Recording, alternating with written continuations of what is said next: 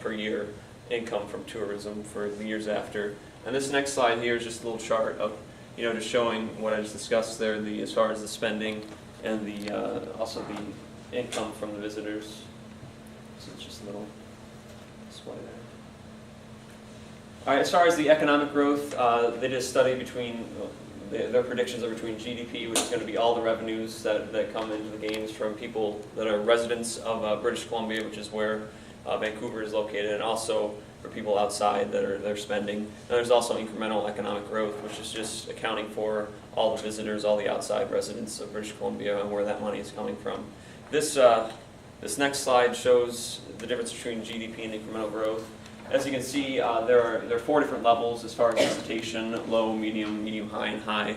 They just do this to predict, if we assume so many people are coming, the GDP or the incremental growth will increase considerably as the visitation increases.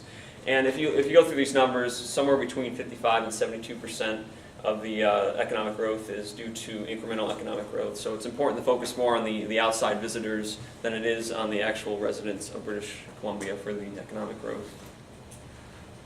Some of the infrastructure improvements, it includes a plan to create 19 new venues or also renovate 19 new venues. I believe there's 8 new venues that they're creating, and then they're going to renovate the rest of them.